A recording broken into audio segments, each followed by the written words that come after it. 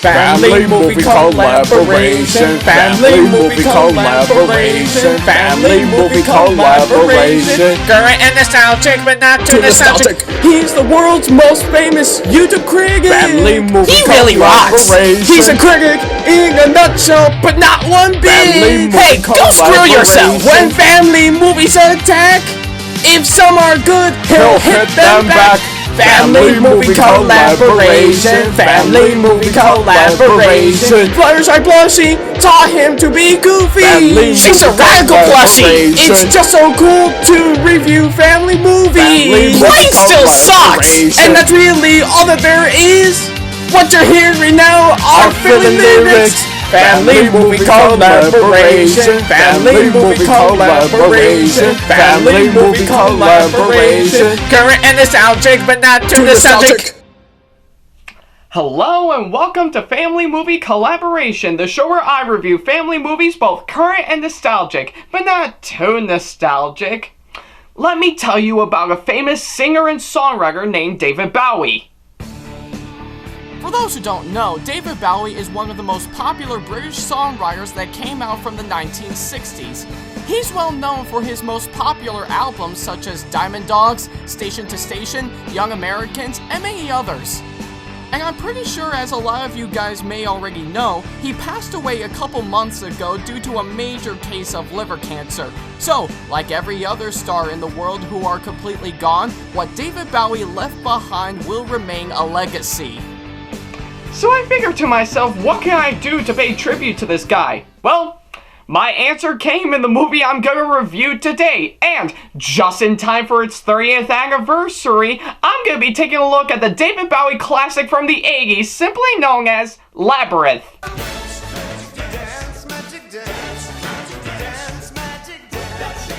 Yes folks, in honor of the late David Bowie, I'll be taking a look at a good old cult classic from the 80s. And you can see why it's considered a cult classic, and for good reason why. Not only for the greater talent that is David Bowie, who also provided most of the music and songs, but brought to life by the film's director and Muppet creator Jim Henson, written by Monty Python member Terry Jones, and produced by the creator of Star Wars himself, George Lucas.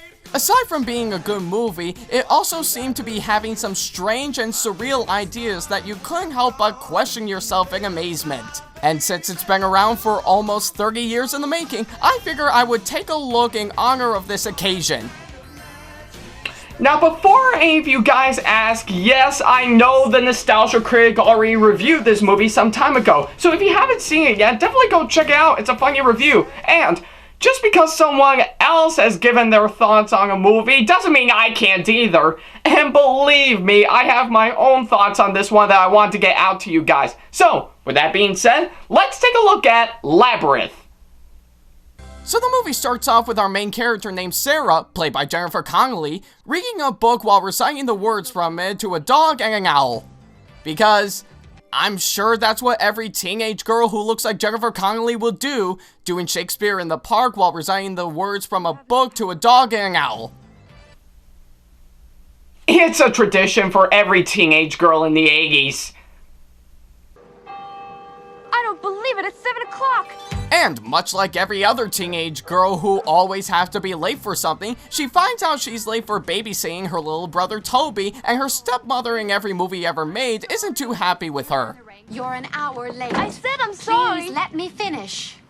Your father and I go out very rarely. You go out every single weekend. We were worried about you. I can't do anything right, can I? Yeah, as many of you guys already know, our main character is a bit of a pain in the butt. There's nothing to talk about. Practically broke down the door. Now, to Connelly's credit, her performance does get a little better as the film goes on, but in the first 10 minutes, remember that annoying teenage girl in your class that always complains about nothing in particular, that always leaves you questioning and confusion? Yeah, she sounds like this in the first 10 minutes of the movie. It's almost like she's trying to be like I Hate Everything on YouTube and failing miserably. And yes, I know I've already said something like this when I talked about Kit in my Cinderella review, but you get the idea. And in most scenes, it's like she's overreacting a little bit to nothing at all, like when one of her teddy bears has gone missing. Lancelot! Someone has been in my room again. I hate that. I hate it! The first sign of acting like a complete tool is acting like I hate it! I hate you. I hate you! Our main character, folks, when she openly complains about nothing in the slice and act like a complete jerk in every movie ever made, you're bound to win some future Oscar nominations. But don't worry, apart from changing her personality traits in the next several minutes, she act like a complete a-hole to everyone she meets for no reason whatsoever. Unlike that lying old Thomas 200 guy, did you know that was entirely green screen and he was only just a CG puppet? In fact, his pointy eyebrows are just a rendering glitch.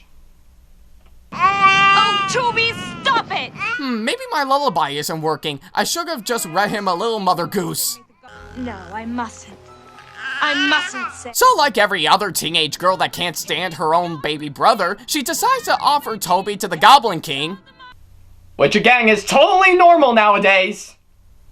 But it turns out some rejected Sesame Street puppets come in and for some reason made Sarah's wish come true. Incoming Hogwarts message, Giac! And there he is, in his wonderful Bowie-ness. Oh, for such a talented songwriter, he tends to look a little bit like a male Cruella de Vil in the 80s. Sparkle, sparkle, sparkle. I think that speaks for itself. I've brought you a gift. With my magic banjo, I brought the beat to life. Ding, ding, ding, ding, ding.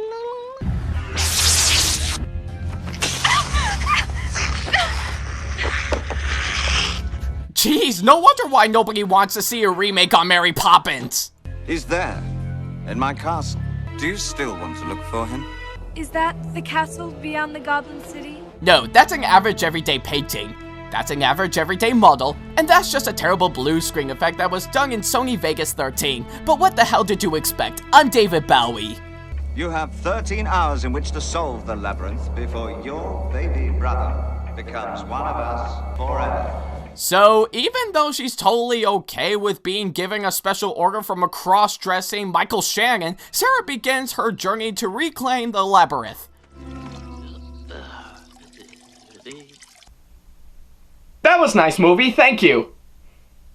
Excuse me? Excuse me. So Sarah comes across a dwarf named Hoggle, who spends most of his time killing off what assumes to be Tinkerbell ripoffs. God, I love 80s movies. You monster. Ah! You bit me. What did you expect fairies to do? Like granting wishes. I try my best saying that I don't believe in those little morons, but Disney keeps coming along and keep bringing them back to life. Thanks for nothing, Hogwarts. Oh, it's Hoggle. For crying out loud, what would you call me next, Bernie Sanders? Wait. So while that's going on, the Goblin King decided to partake in, well, what looks like a Lost Muppet Show musical number starring David Bowie. Dance, magic dance, dance, magic dance. Now, a lot like everyone else, I do admit the song Dance Magic Dance is probably the most memorable song in the entire movie. And you can clearly see why. It's catchy, it's upbeat, and it's all around pretty much fun with the amazing puppet work. But practically, it couldn't be saved with what's going on inside Bowie's pants. I know I would make some jokes on that, but again, the Nostalgia Critic already did them, so I might as well bring out one of the most popular ones of all. Rob, drumroll please!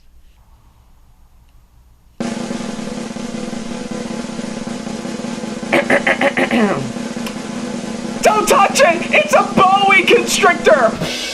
Ah, yes, thank you. Mwah, mwah. You're too kind, yeah, thank you.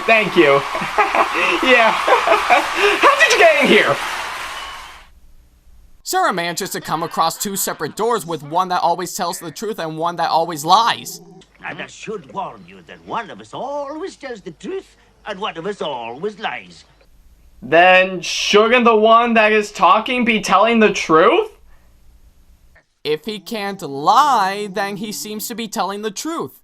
And let's be honest here, I would make a joke about this with every other true or lie cliche in every movie ever made, but now I'm not going to because even I felt confused for thinking that.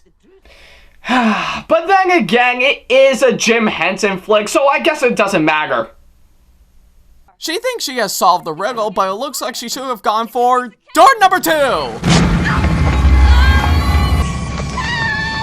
But it turns out she's saved by literal helping hands. Come on, which way? Which way? Up or down? Okay, half of you I owe for saving my life, but the other half, you have a serious lawsuit coming to you. Aw, come on, do you even want to see what we do when our future wives make out with a barbershop pole? I think that happens occasionally. She manages to come across Hoggle again as he shows her a way out of the cave. This way. Don't go on.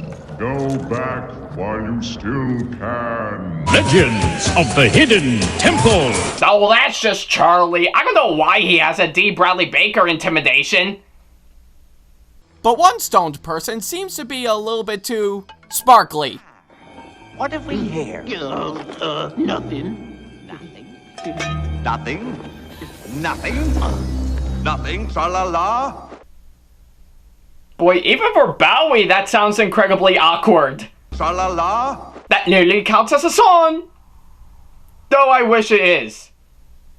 If I thought for 1 second that you were betraying me, I'd be forced to suspend you headfirst in the bog of eternal stench. No, Your Majesty. Whoa, calm down there, Hoggle. No need to boost the rating of this movie up even higher. But to be fair, you should have seen the NC-17 version of it.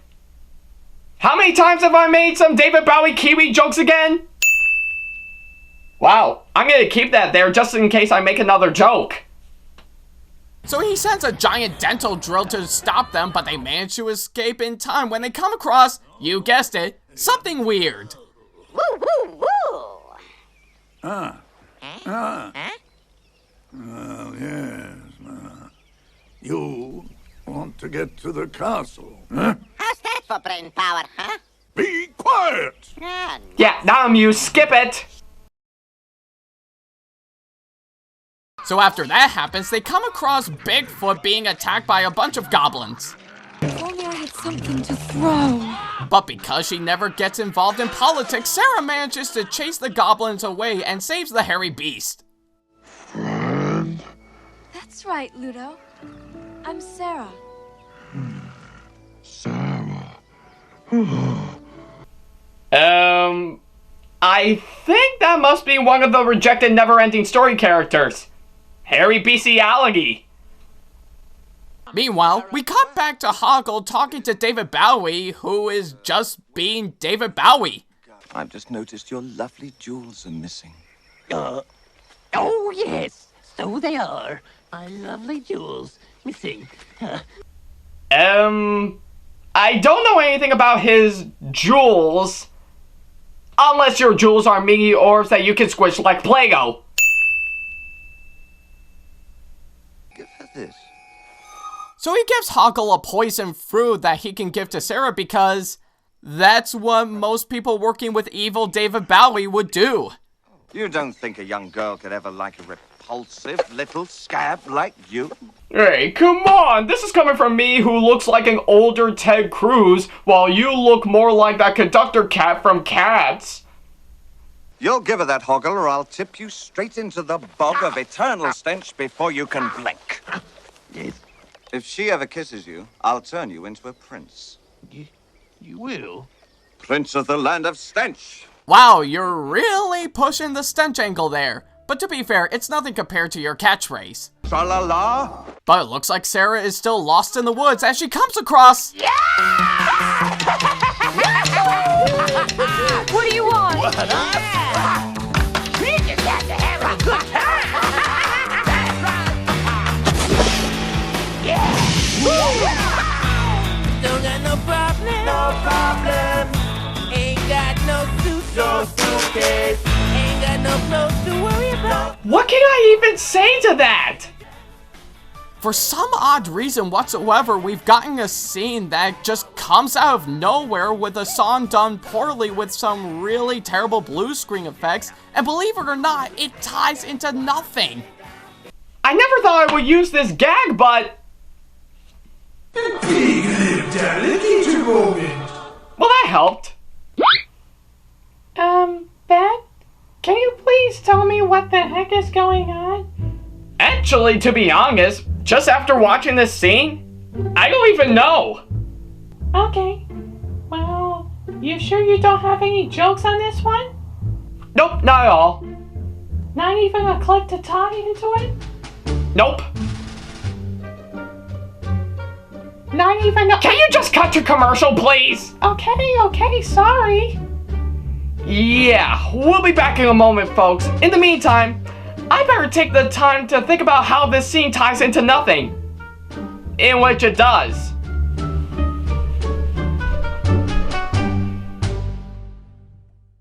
Family movie collaboration will return after these messages.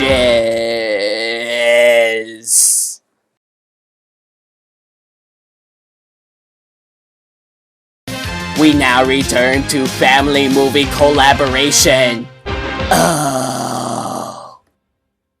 So after Sarah escapes from being weirded to death, she catches up with Hoggle and kisses him, and wouldn't you know it, they both get sent to the bog of eternal stench. Boy, the Goblin King really means it when it comes to the fine print. Tra-la-la. But they do manage to come across a fox named Digimus.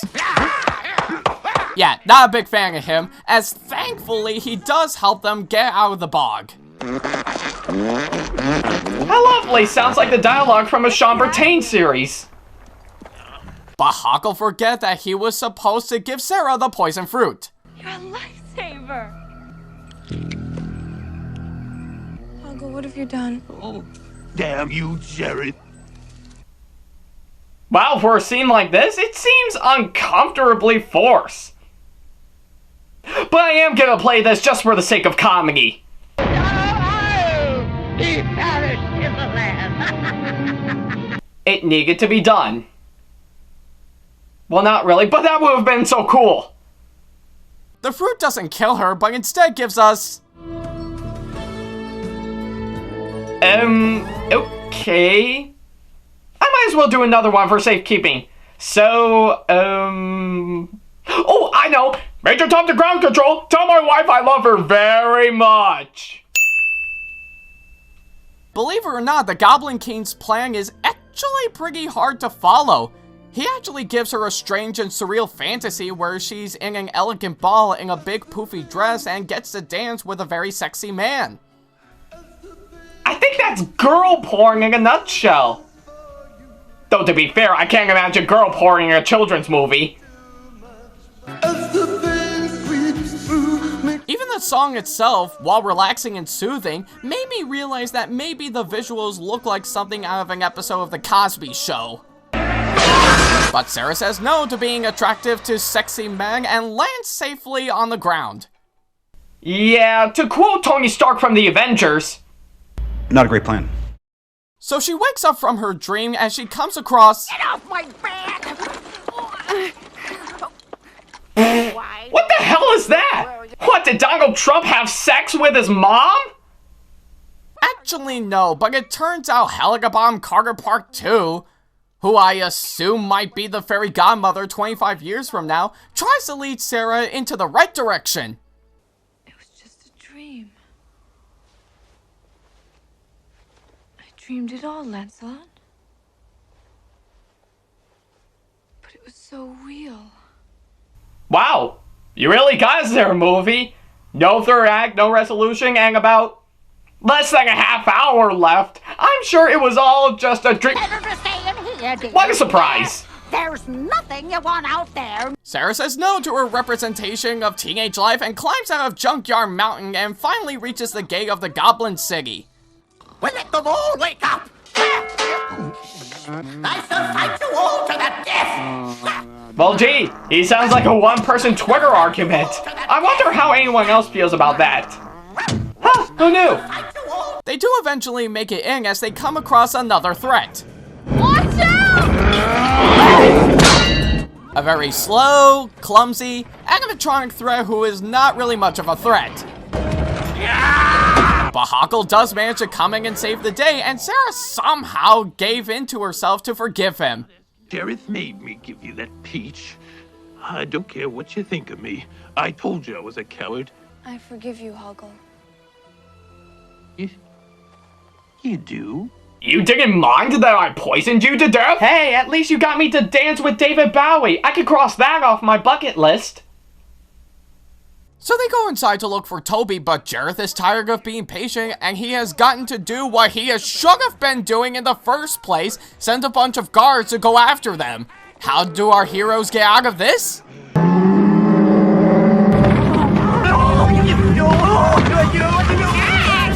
I threw a rock at him!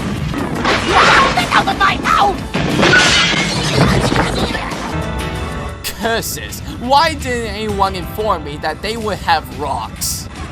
They made it to the castle as Sarah decided to do hero chop number 36791, face off the villain alone. I have to face him alone. But why? Yes. Because that's the way it's done. Well, if that is the way it is done, then that is the way you must do it. Onward to your hero cliche. Remember us at our out-of-nowhere reunion at the end. So Sarah plays David Bowie's edition of Where's Waldo, in which I have to admit, while he's seen such a powerful song mixing with some really awesome effects, he sounds incredibly sad throughout the entire song. Even his shaky motivation can suddenly be a little emotional.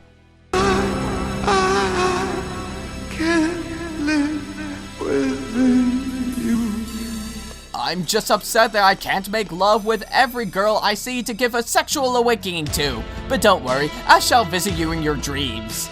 No, really, I can't. I mean, come on, if Princess Luna can do that, why the hell not? Give me the child. I have been generous up until now, but I can be cruel. So, believe it or not, we actually get to hear his evil plan all along.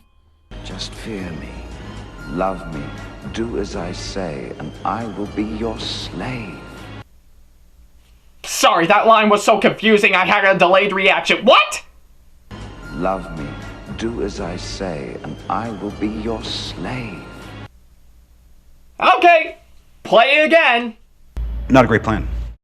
I think that speaks for itself. Unless you try that in 50 Shades of Grey, then I think it'll be fair. You have no power over me.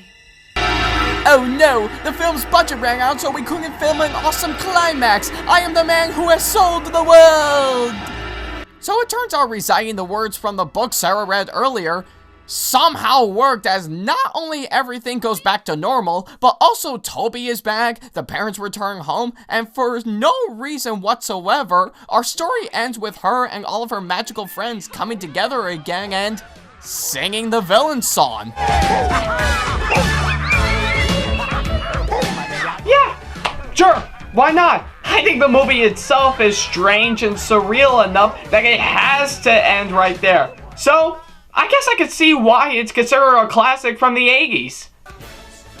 For while the story doesn't make any sense and it is pretty goofy and over the top, it's an obvious excuse to play around with some really cool ideas and crazy visuals. But it does have a sense of charm to it that you couldn't take away from it. The characters are incredible, the imagination being brought to life is amazing, and let's not forget, David Bowie steals the show whenever he's on screen. It's not pitch perfect, but it does show how incredible it turns out for such talented people. So if you haven't seen it yet, then I highly recommend it. It's guaranteed to get your dance magic dance going for years to come. So, on the family movie collaboration number scale, I'm gonna give Labyrinth a decent 6.5 out of 10. Again, not the best, but truly incredible from such amazing people, and I think it's gonna remain like this for years to come. And to the wonderful David Bowie, we're truly gonna miss you, but your legacy will never go away. So, with that said, this is Ackley Tag 4427 saying, I think that speaks for itself. Family movie collaboration, family movie collaboration, family movie collaboration. Current and nostalgic, but not too nostalgic. He's the world's most famous YouTube critic. Family movie He really rocks. He's a critic in a nutshell, but not one bit. Hey, go screw yourself. When family movies attack.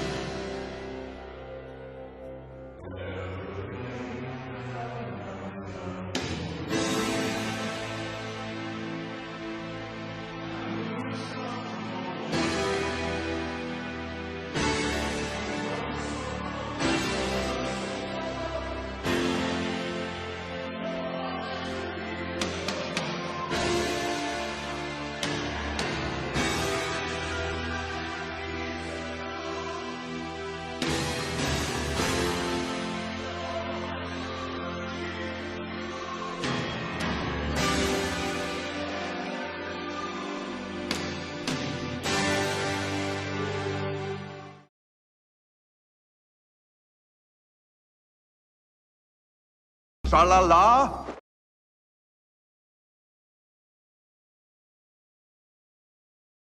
Hey guys, this is Ackley Tack4427 here. Thank you for watching this latest episode of Family Movie Collaboration.